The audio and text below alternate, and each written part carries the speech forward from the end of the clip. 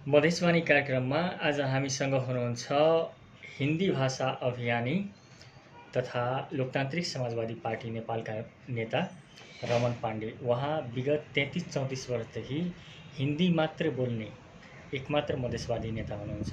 सर्वप्रथम उहाँलाई कार्यक्रममा स्वागत गरौँ। स्वागत छ नि कार्यक्रममा। धन्यवाद। हजुर, जसरी तपाईँ खास गरी नेपाल, भारत र चीन हाम्रा छिमेकी मित्रहरूका विषयमा बढी तपाईँ अलिक चासो राख्नुहुन्छ र बेला बखतमा उठेका विषयहरूमा तपाईँ आफ्नो धारणाहरू राख्नुहुन्छ। अहिले हालै जसरी अब नेपाल भारत बिचको व्यापार सम्बन्धका विषयमा हाम्रा अर्का छिमेकी चीनका राजदूतले जुन किसिमको एउटा अभिव्यक्ति दियो त्यसको व्यापक अहिले आलोचना पनि भइरहेको छ। खास गरी त्यो चीनिया राजदूतको अभिव्यक्ति जुन नेपाल भारत व्यापार सम्बन्धमा थियो, यसबारे उहाँको अभिव्यक्तिबारे तपाईँको के छ धारणा? सबसे पहले तो आज कृष्ण जन्माष्टमी का यह अवसर है। इस अवसर पर तमाम भक्त अनुरागियों को, धर्मावलंबियों को शुभकामना देना चाहूँगा। कृष्ण जन्माष्टमी के दिन आप एक ऐसा राष्ट्र का नाम ले लिए जो राष्ट्र कहीं से धर्म कर्म से संबंध ही नहीं रखता है। अनावश्यक फजूल की बात करना उनकी नियति होती है। आपने सही कहा कि नेपाल भारत के बीच जो सांस्कृतिक संबंध है, जो जनस्तर का संबंध है, इसके बीच में एक पड़ोसी के नाते टपक जाना यह इंगित करता है कि नेपाल के लोग अपने स्वविवेक से नेपाल की राजनीति जैसे कर ही न रहे। चीनी राजदूतावास से राजदूत स्वयं का यह अभिव्यक्ति आना कि नेपाल भारत के बीच जो बिजली का व्यापार है, विद्युत का व्यापार है, वह नेपाल से जो बिजली भारत को बेची गई वह शुल्क कम प्राप्त हुआ और भारत अधिक रुपया लेकर चला गया। इन सूक्ष्म विषयों पर इनको प्रवेश कहीं से भी नहीं करना था। यह स्पष्ट इंगित करता है जो यह राजदूतावास की एक मर्यादा होती है साहब, उस मर्यादा के परे का बात उनके द्वारा किया गया है।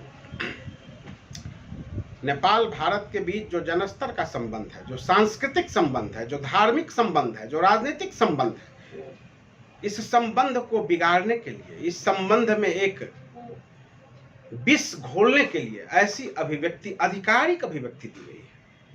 क्या चीनी राजदूतावास को यह लगता है कि वे हमारे गुरु बैठे हुए हैं, वे हमारे शिक्षक बैठे हुए हैं और हमको उनसे ट्यूशन लेने की जरूरत है?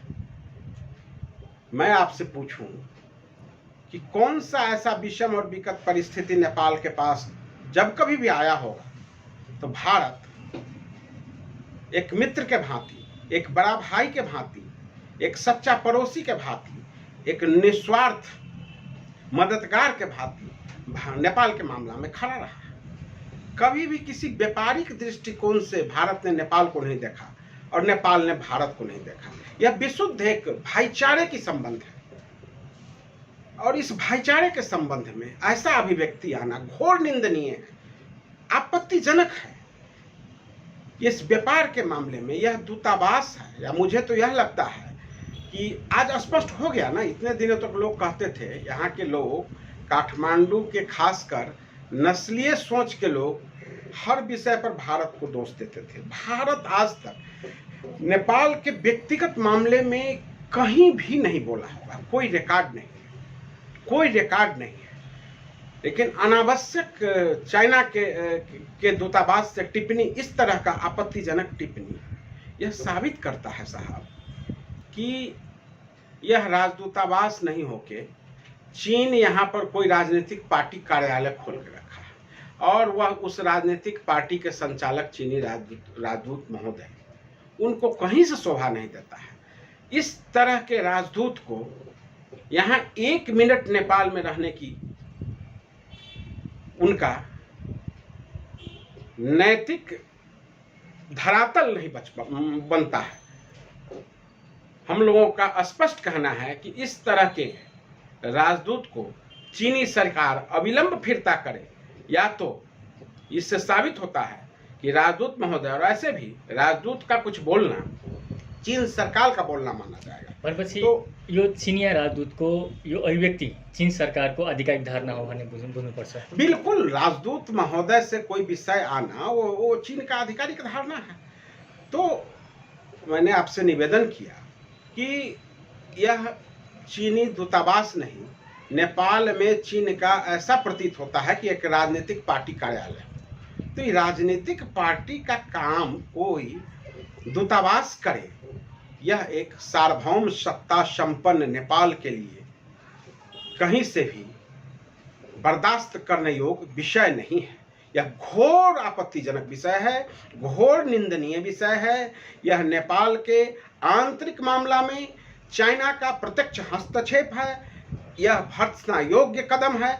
ऐसे राजदूत को अविलंब यहाँ से फिरता जाना चाहिए और नेपाल सरकार को इस पर स्पष्ट संज्ञान अविलंब लेना चाहिए। हजुर, तर खास गरी यस विषयमा नेपाल सरकारको आधिकारिक धारणा अथवा कुनै पनि राजनीतिक दलको आधिकारिक धारणा बाहिर आएको छैन। दलहरूले मौन समर्थन गरिरहेको छ। केही नेताहरूले आवाज उठाउनु भएको छ, संसदमा पनि आवाज उठ्दैछ, तर आधिकारिक धारणा कुनै पनि दलले दिन सकेको छैन। देखिए, होता क्या है कि जब आप किसी खास कंट्री का होमवर्क लेके काम करेंगे, अपने को बंधकी रख के काम करेंगे, अपने को बंधन में रख के काम करेंगे, तो आपकी नजर झुकी हुई रहेगी। यहाँ के राज्य सत्ता के अधिकांश संचालक लोग चीन के द्वारा इस तरह से गाइडेड है ना कि सच्चाई को जनता के समक्ष, आम नागरिक के समक्ष रख नहीं पा रहे हैं। आपने देखा होगा, मैं आपको पुनः स्मरण दिलाऊं कि जिस नक्शा का बात इन्होंने बड़बोलापन में किया था, वही लिपुआ धारा, लिपू लेक, काला पानी की बात उठी थी, जहां कहीं से भी नेपाली सैनिक का उपस्थिति नहीं है और अपने मन से इन लोगों ने एक नक्शा पारित कर लिया। यह बात 77 विक्रम संवत 2077 की है शायद। प्रदीप ग्यावाली जी विदेश मंत्री थे कम्युनिस्ट पार्टी के, केपी ओली जी के। प्रदीप ग्यावाली जी विदेश मंत्री थे। आज स्पष्ट हो गई ना, आज स्पष्ट हो गई हाउस के अंदर में कि उस नक्शा को इन लोगों ने दुनिया के सामने प्रस्तुत ही नहीं किया, उसको अपनी निजी पॉकेट में छुपा के रख लिया गया। और यहाँ पर क्या किया गया कि उग्र राष्ट्रवाद के तहत ये भूमि भी हमारी, ये भूमि भी हमारी, ये भूमि भी हमारी, ऐसा एक नारा लगा के वोट कलेक्शन का काम किया, उग्र राष्ट्रीयता को स्थापित करने का काम किया और उस नक्शा को दुनिया के सामने प्रस्तुत नहीं किया गया। परिणाम क्या हुआ? तो उस नक्शा की बात तो आप छोड़ ही दे, कहाँ गई वो ग्रेटर वाली नक्शा और कहाँ गई जो बड़बोलापन में अपने कार्यालय में पीठ के पीछे लगा के सजा के बादशाह के तरह बैठे थे, उनकी हकीकत क्या हुई है तो पता ही है। बिना होमवर्क का साथ परिणाम यह आया कि अभी जो चाइना ने अपना नक्शा जारी किया है, जबरदस्ती ऐसी नक्शा जारी हुई है कि नेपाल का सैकड़ों हेक्टेयर भूमि को चाइना ने अपने नक्शा में दिखा दिया है। यह छुपी हुई बात है। सैकड़ों हेक्टेयर भूमि, रसुआ से लेके 2-3 जिला में आप देखेंगे, हुमला, जुमला, रसुआ इत्यादि भूमि में केरुंग के साइड से बहुत सारा नेपाल का भूमि आपको उसने अपने नक्शा में दिखा दिया है ऐसा प्रमाण जो नेपाल का 1 इंच भी भूमि भारत ने कभी अपने नक्शा में दिखाया हो, लेकिन आज चाइना ने प्रत्यक्ष नेपाली भूमि अपने नक्शा में दिखा दिया और आज दिखाया है। इससे पहले का उदाहरण और प्रत्यक्ष प्रमाण हाजिर है कि रुई गांव से लेकर के माउंट एवरेस्ट, सागरमाथा के उत्तरी छोर, उन तमाम भूमि को तो चाइना पहले कब्जा ही कर चुका है। और आज क्या करता है, तो नया नक्शा जारी किया है और उस नया नक्शा में भारत का अरुणाचल प्रदेश से लेकर नेपाल का ही भूमि, सभी भूमि को अपने में, वो तो मैं आपको स्पष्ट कहूं कि सौभाग्यशाली है नेपाल की भूमि और नेपाल का जनता और नेपाल के नागरिक, जो हमारा दक्षिण का मित्र राष्ट्र, दक्षिण का पड़ोसी राष्ट्र, दक्षिण का हमारा पूर्वज राष्ट्र, दक्षिण का हमारा रिश्तेदार राष्ट्र भारत एक ऐसा सशक्त राष्ट्र है जो अभी विश्व गुरु बनने जा रहा है, विश्व गुरु बनने को तैयार है। वह यदि नहीं होता, भारत की यदि डर चाइना को नहीं होती, तो इस नेपाल भूमि को तो कब का वो लपेट सपेट के अपने में, उस तरह से जैसे तिब्बत को उसने बालात जबरदस्ती कब्जा कर लिया। यहाँ आप सुनेंगे इस भूमि पर नेपाल एक चीन के नीति पर चल रही है। आज तक हमको समझ में नहीं आया कि एक चीन का नीति क्या होता है। मैं तो यहां तक कहता हूं, चीन के इस तरह की तमाम षड्यंत्र को देखने के बाद, कि दुनिया में यदि लोकतंत्र जिंदा है, दुनिया के अंदर यदि लोकतांत्रिक राष्ट्रों की बोलबाला है, तो तिब्बत के पक्ष में, जो तिब्बत की भूमि चाइना के द्वारा अतिक्रमित है, उस तिब्बत के पक्ष में दुनिया के तमाम लोकतांत्रिक राष्ट्र को एकजुट होकर आवाज बुलंद करना चाहिए। तब जाके इन चीनी विस्तारवादियों को कुछ समझ में आवेगा। जिस तरह से लोग विस्तार करते जा रहे हैं कागजी नक्शा में, कि नेपाल की हजारों हेक्टेयर भूमि इनकी हो गई, भारत का अरुणाचल प्रदेश इनका हो गया, एक तरह से दुनिया भर के सभ्य समाज के अंदर में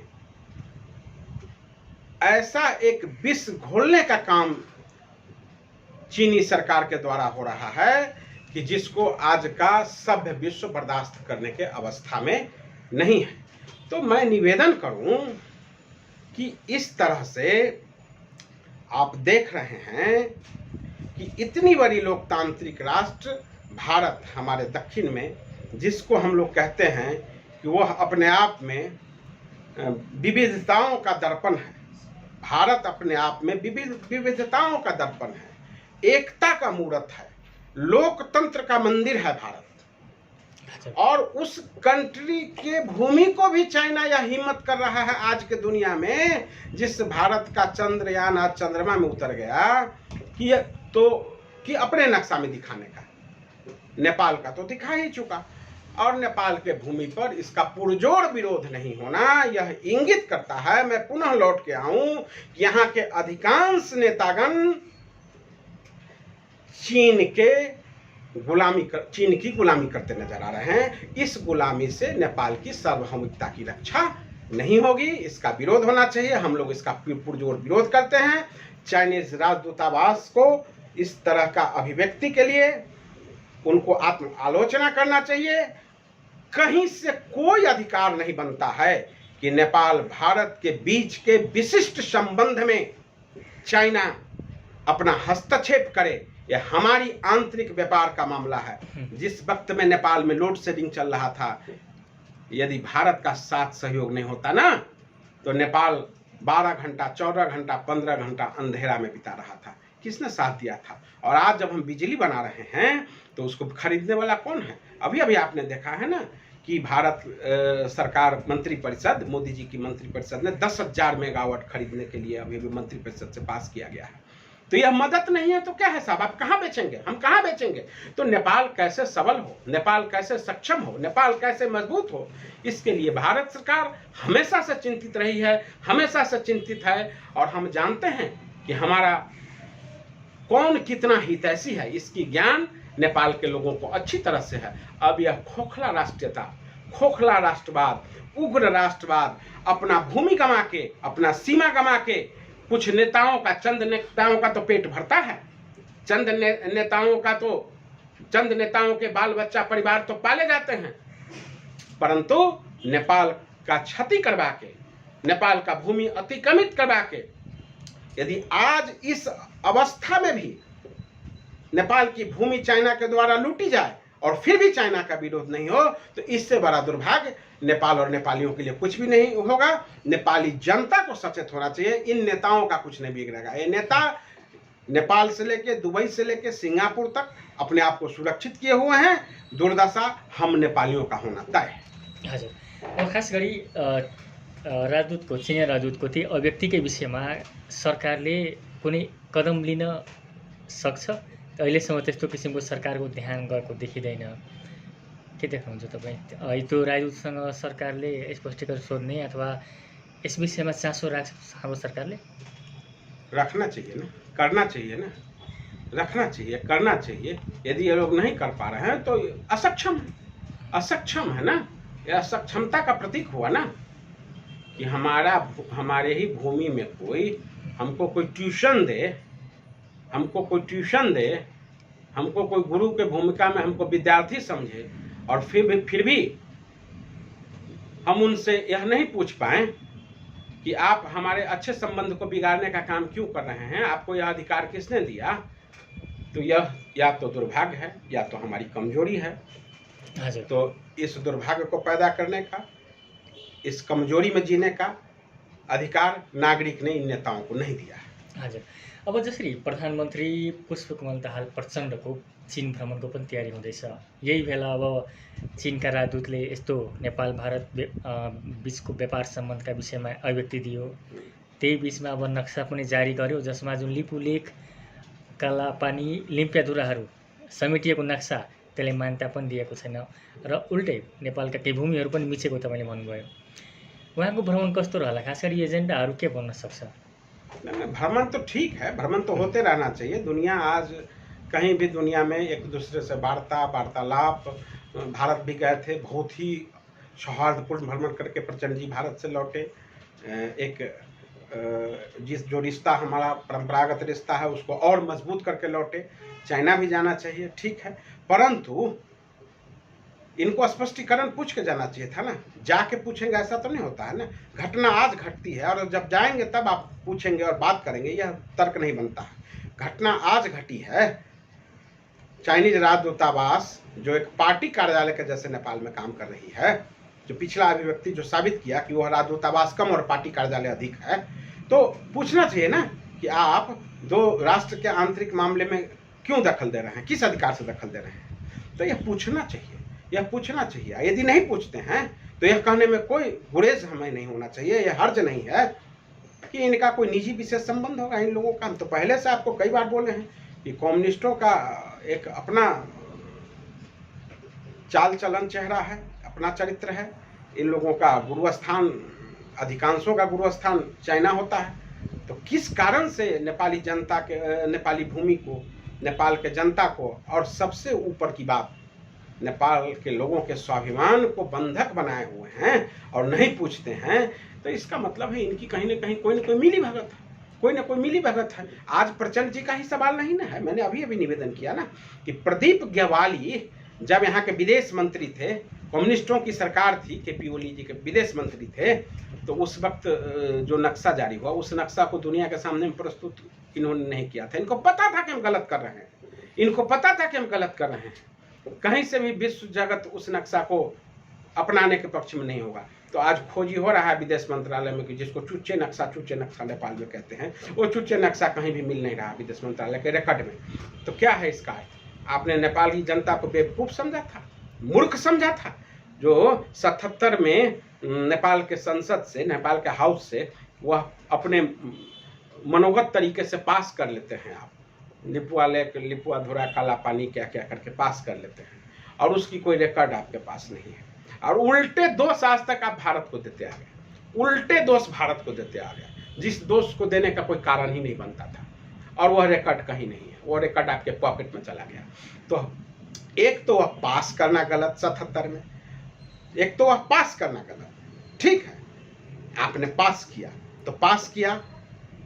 तो वो रिकॉर्ड कहाँ है? आपके पॉकेट में चली गई। यदि पॉकेट में चली गई तो नेपाल के जनता के भावना से इस देश के नेताओं ने खिलवाड़ किया। 77 में जो नक्शा पास किया आपने, उसका रिकॉर्ड कहाँ है? आज रिकॉर्ड खोजी हो रहा है, कल हाउस में बात उठी थी, तो वो रिकॉर्ड गायब है। आपने दुनिया के सामने उसको प्रस्तुत नहीं किया। चाइना कहती है हमको जानकारी नहीं है, किसी को जानकारी नहीं है, ना भारत को जानकारी है, ना आपको जानकारी है, आपके पॉकेट में चला गया, उसको आपने रख लिया। इसका अर्थ है कि आपने नेपाल के लोगों के भावना के साथ खिलवाड़ किया है। तो भावना के साथ खिलवाड़ करने का अधिकार इन नेताओं को किसने दिया साहब? क्या समझते हैं लोग? नेपाल राष्ट्र क्या फुटबॉल का गेंद है जिसको जिधर मन हो इस पोल से उस पोल और उस पोल से उस पोल आप उड़ाते चलो और उसका रिकॉर्ड मंत्रालय से गायब करो? क्या प्रदीप ग्यावाली को कटघरे में खड़ा नहीं होना चाहिए? क्या तत्कालीन प्रधानमंत्री को कटघरे में खड़ा नहीं होना चाहिए? सारे हाउस के लोगों के भावना के साथ आपने खिलवाड़ किया, 3 करोड़ नेपाली जनता के भावना के साथ आपने खिलवाड़ किया है। और जिसकी विषय ही नहीं बनती थी, जिस भूमि का बिना मतलब का नेपाली लोगों का ध्यान उधर आकर्षित किया, और आज आके साबित हो गया कि वह भूमि ना आपकी न उसकी न उसकी, अब लीजिए कहाँ चली गई। और उलट सैकड़ों एकड़ भूमि चाइना अपने अंदर दिखा दिया, और जो कब्जा करना था कर लिया, और आप बस उप से चुप भला। हजुर, अब जसरी भारतको संसद भवनमा जुन अब भारतवर्ष भनेर एउटा नक्सा सार्वजनिक भएको थियो, त्यसमा नेपालका केही ठाउँहरू त्यसमा त्यो नक्सामा देखाइएको भनेर यहाँ ठुलो विरोध भएको थियो। तर अहिले चीनको एउटा नयाँ नक्सा जारी भएको छ, त्यसमा नेपालका केही भूभागहरू पनि मिचेको अथवा आफ्नोमा पारेको भन्ने कुरा तपाईँले भन्नुभयो। यस विषयमा कहीँ पनि कुनै किसिमको चर्चा, खास गरी यहाँ जुन अब काठमाडौँ जुन नेपाल केन्द्र जुन छ, चर्चा अथवा इसको विरोध देखिएको छैन। देखिए, इसको क्या है कि उसी वक्त जब भारत में सम्राट अशोककालीन सांस्कृतिक नक्शा भारतीय संसद के गैलरी में सजाई गई थी, तो उसका चर्चा कुछ उग्र राष्ट्रवादी लोग नेपाल के सड़क पर किए थे। उनका वोट बैंक का आधार वही होता है, भारत का विरोध करना। तो कुछ उग्र राष्ट्रवादी लोग कुछ अपने चेयर के पीछे वो नक्शा लगा लिए थे, और उग्र राष्ट्रवादी लोग यहाँ पर विरोध किए थे। तो वह विषय समाप्त हो गई, चूँकि सांस्कृतिक नक्शा था, वह सम्राट अशोककालीन सांस्कृतिक नक्शा था, है और रहेगा भी। उस नक्शा को कोई नकार नहीं सकता है। वह नक्शा अखंड भारत की नक्शा है, वह नक्शा अखंड समय तक रहेगी, और वह नक्शा सम्राट अशोककालीन नक्शा, किसी का बनाया हुआ आज का नक्शा नहीं है। एक बात। अब रही बात कि उस समय में तो विरोध किया गया, तो मैं बारंबार यह कहता हूँ कि यह राजधानी जो आप देखते हैं ना, काठमांडू राजधानी, इस राजधानी का स्थान ही गलत जगह पर है। यह राजधानी किसी खास वर्ग समुदाय के बीचों बीच है। कई बार मैंने कहा है विभिन्न राष्ट्रीय चैनलों पर, विभिन्न जगह पर, कि नेपाल के बीचों बीच नारायण घाट और नवलपरासी के ओर नेपाल का संघीय राजधानी जाना चाहिए। यह राजधानी गलत है। यह राजधानी प्रो चाइनीज लोगों से भरा हुआ, एक तरह से नस्लीय सोच रखने वालों के घिरावा और बंधन से घिरा हुआ यह स्थल है। इस जगह पर गलत सलत का विरोध हमेशा करने के लिए लोग आ जाते हैं, और नेपाल का भूमि अतिक्रमित हुआ है, और चाइना ने अपने नक्शा में नेपाल का भूमि दिखाया है। और आपने सही कहा है, काठमांडू के सड़कों पर चूंकि इसका विरोध नहीं हो रहा है, तो यह दुर्भाग्य है ना, यह दुर्भाग्य है ना।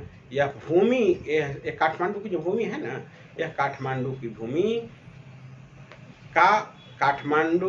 भूमि का अधिकांश भूभाग चाइनीज दाना पानी से सिंचित भूमि है। नहीं तो मान लीजिए हमारा भूमि कोई दुनिया का राष्ट्र अतिक्रमित करे, साहब, कोई भी राष्ट्र अतिक्रमित करे, हम क्यों नहीं बोलेंगे? तो जो अतिक्रमित नहीं करता है उसके विरोध में उग्र राष्ट्रीयता दिखाने के लिए हम आगे आ जाते हैं, और जो स्पष्ट तौर तरीके से अतिक्रमित करता है और नक्शा में भी दिखाता है कि आगे के अतिक्रमण के लिए मेरा मार्ग प्रशस्त रहे, जैसे माउंट एवरेस्ट को एक तरफ से अतिक्रमित कर लिया, रुई गांव से लेकर बहुत सारे गांव को मिला ही लिया, केरुंग, तिब्बत के केरुंग के क्षेत्र में अभी हुमला, रसुआ या सिंधुपाल चौक क्षेत्र का बहुत सारा हमारा नेपाल का भूमि, सैकड़ों हेक्टर भूमि को मिला, अभी नक्शा में दिखा दिया, और बहुत सारा भूमि मिला लिया। फिर भी विरोध के लिए यहाँ की जनता नहीं निकल पाती है। तो यह कहना कहाँ से अतिशुक्ति होगा कि काठमांडू की धरती का अधिकांश भूभाग चाइनीज दाना पानी से सिंचित नहीं तो और क्या है? और क्या? इसीलिए इस भूमि को ही बदल देना।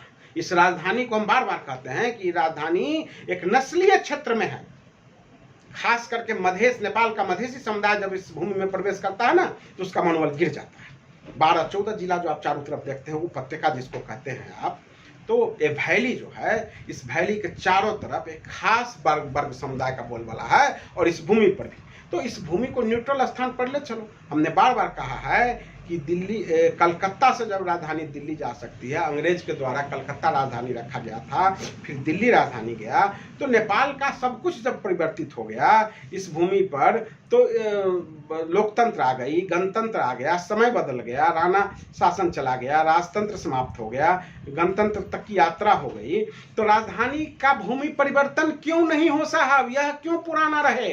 राजधानी काठमांडू परिवर्तित होना चाहिए। मैं तो पार्टी का भी कई बैठक में यह विषय उठा चुका हूं कि काठमांडू राजधानी परिवर्तित करके नेपाल के बीचों बीच, जहां जिस भूमि पर कैलाली कंचनपुर के लोगों को भी नजदीक पड़े, झापा और मोरंग के लोगों को भी नजदीक पड़े, मोहतरी और धनुषा के लोगों को भी नजदीक पड़े, और काठमांडू और ललितपुर के लोगों को भी नजदीक पड़े, वह भूमि है चित्तौन, नारायण घाट और नवलपरासी वाली भूमि, बीचों बीच नारायणी नदी के आर पार, वहां पहले ले चले, ताकि एक नई भूमि होगी, नया ऊर्जा होगा।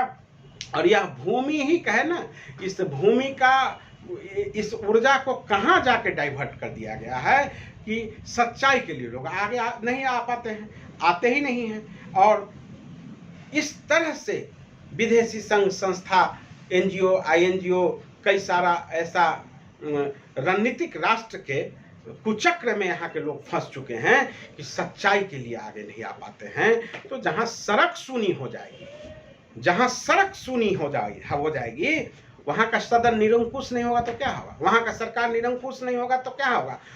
जहाँ की सड़क सूनी हो जाएगी, वहाँ पर दिन दहाड़े महेंद्र यादव जैसे लोगों को कल आपने देखा है कि दिन दहाड़े खुखरी प्रहार किया गया। क्या वो खुखरी प्रहार मामूली है? वह खुखरी प्रहार, कल का मैं विषय से थोड़ा विषयांतर हो रहा हूँ, मैं कल गया था वहाँ पर उनका हाल खबर लेने ट्रामा सेंटर में, मैंने काफ़ी नेताओं को वहाँ देखा। तो क्या वह खुखरी प्रहार सिर्फ महेंद्र यादव पर था? वह खुखरी प्रहार लोकतंत्र पर है, वह खुखरी प्रहार लोकतांत्रिक व्यवस्था पर हुआ है, वह खुखरी प्रहार मधेश पर भी हुआ है साहब, मधेश पर भी हुआ है। तो यह भूमि ही ऐसी अराजक भूमि बन गई है जहाँ पर सच्चाई के लिए आगे आने का लोगों के भीतर वैसा ऊर्जा ही समाप्त हो गया जैसा लगता है। भूमि अतिक्रमित हो रही है, विदेशी राजदूत हमारे विषय में कुछ बोल रहे हैं और हम इसका विरोध नहीं कर पाते हैं। इसका मतलब क्या है? इसका मतलब यह मानसिक गुलामी है साहब, मानसिक गुलामी है। मानसिक गुलामी में कोई जिएगा क्या? हम चाइना के गुलाम हैं? तो यह मानसिक, किसी का भी गुलामी नहीं करना चाहिए हमें। यह सार्वभौम सत्ता राष्ट्र, संपन्न राष्ट्र है। हमें अपनी अखंडता, हमें अपनी सार्वभौम सत्ता संपन्नता पर कायम रहते हुए अपने स्वाभिमान का रक्षा करना चाहिए और अपने चाल चरित्र चेहरा को ऊंचा करते हुए स्वाभिमान के साथ जीवन जीना चाहिए। इस तरह से हमें आगे बढ़ना होगा। हजुर, हस्, हाम्रो कार्यक्रममा समय दिनुभएकोमा धेरै धन्यवाद। आपको भी बहुत बहुत धन्यवाद और आपके इस मीडिया हाउस का उत्तरोत्तर प्रगति का मैं शुभकामना व्यक्त करता हूँ। धन्यवाद। हजुर, मधेसवाणी कार्यक्रममा आज हामीसँग हुनुहुन्थ्यो हिन्दी भाषा अभियानी तथा लोकतान्त्रिक समाजवादी पार्टी नेपालका नेता रमन पाण्डे।